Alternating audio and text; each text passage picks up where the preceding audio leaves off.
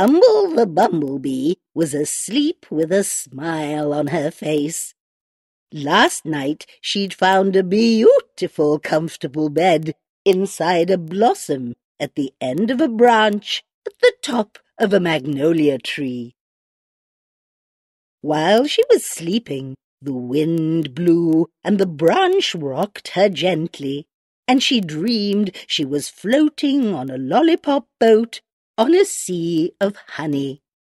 "Honey," she murmured in her sleep, and smiled again. Suddenly there was a terrible bump, and Fumble was falling. She tried to open her wings, but there was no time. "Bump! Ouch!" yelled Fumble as her head hit the ground. She picked herself up and examined all her legs in turn. 1, 2, 3, 4, 5, 6. "Thank goodness, they're all there," she said. Then she counted her wings.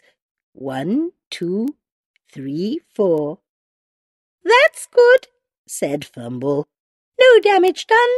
I wonder what made me fall out of bed." She heard a groan. She looked round and saw a very strange sight. There, by a leaning tower of plant pots, was a battered broomstick, a puzzled-looking cat, 2 legs sticking up in the air, and a green-faced witch trying to get out of a wheelbarrow. "I'm terribly sorry," I said. "I was thinking of making a honey cake to have with my beetle tea, and I'm afraid I wasn't looking where I was going." And Zanzibar, my cat, was asleep. "You're not hurt, are you?" Fumble rubbed her sore head. "No, I don't think so. Just a bit of a headache." "Honey cake, did you say? I make the best honey in the world. The Queen Bee says so. What's your name? Why is your face green?" "You talk too much," I said. "My name is Heckerty, and it's none of your business why my face is green." "The best honey, did you say? If you make me some fresh honey, I will give you a piece of my cake to say sorry." "Delicious!" said Zanzibar, who was looking curiously at the bee. "Honey, now let me see." Fumble began to tremble all over. She was a very fine worker bee, but something was wrong. She could not remember how to make honey. It must have been the bump on her head. Fumble began to cry. "Whatever's the matter?" Zanzibar asked her. He felt sorry for the bee with the sore head. "I've forgotten everything. It must be the bump on my head.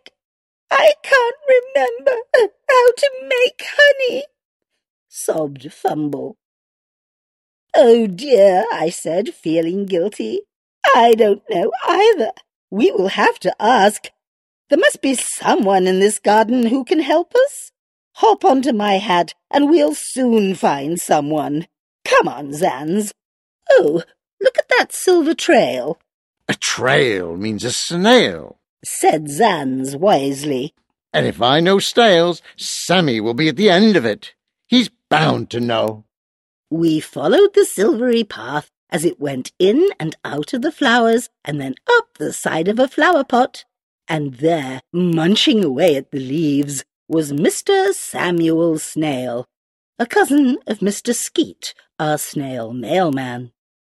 "Excuse me, Sammy," I asked politely. "Do you know how bees make honey?" Samuel was busy, scrunching and munching, nibbling and gobbling. "Honey? Sticky stuff. Much prefer my silver slime. I can skate around on it easily. Honey is far too sticky. No idea how you make it, and I don't even care. Now, let me get on with my breakfast." "Greedy guts," I replied, "thinks of nothing but his tummy." One day he will get too fat for that shell. Come on, Fumble. See that little pile of soil? I think Willy must be there. Who's Willy? Asked Fumble. Just a friend of mine. I sometimes use him and his friends in my spells.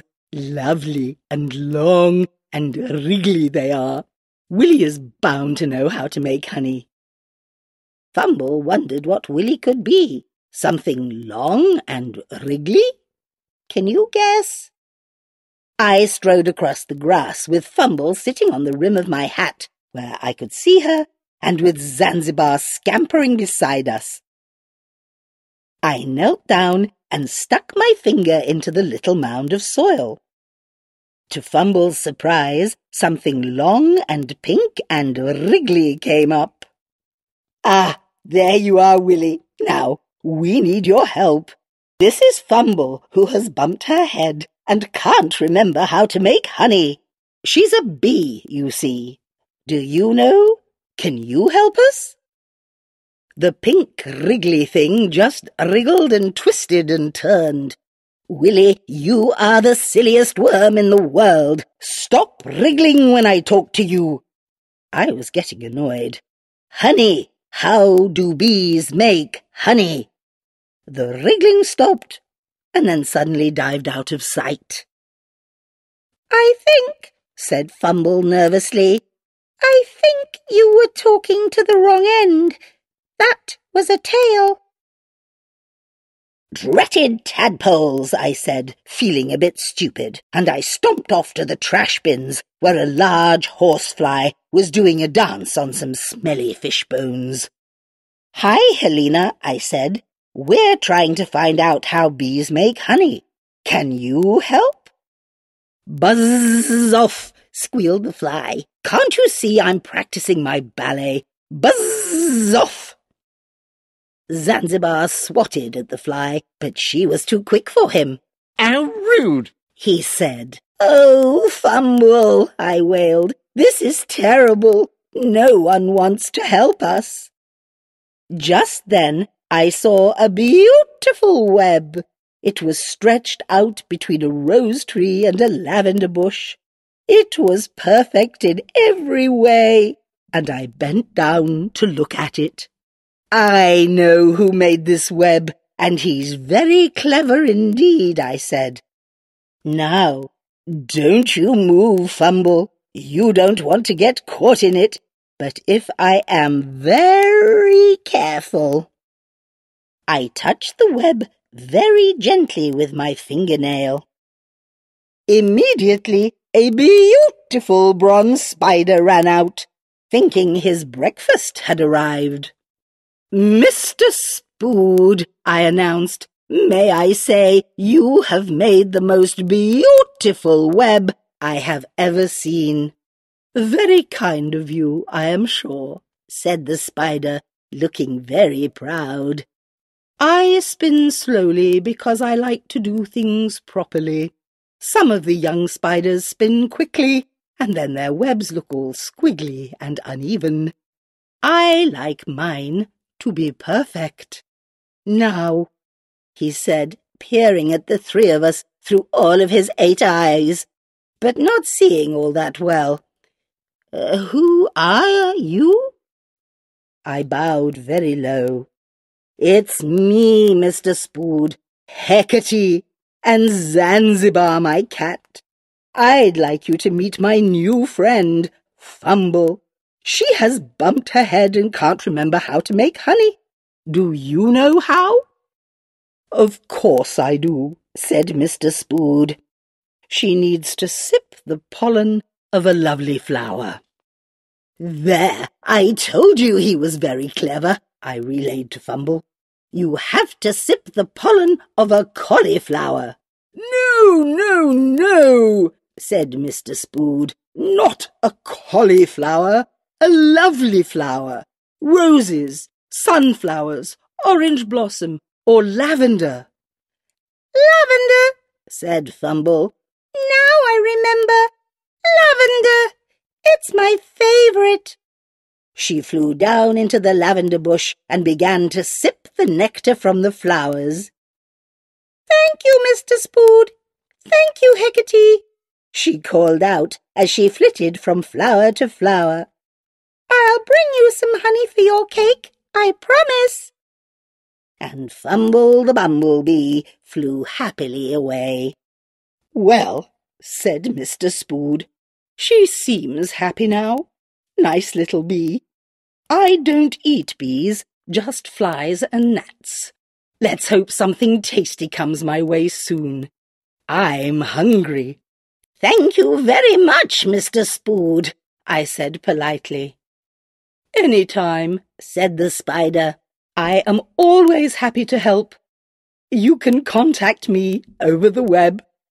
He smiled at his joke and went back into the lavender bush to wait for his breakfast to fly into his web.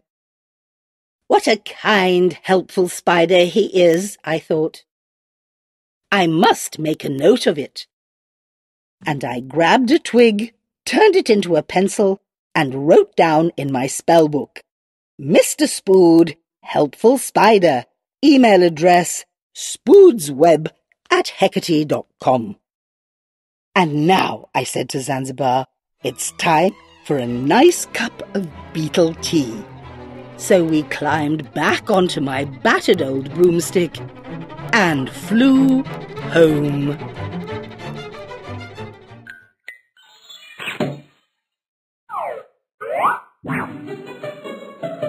Love from Heckerty.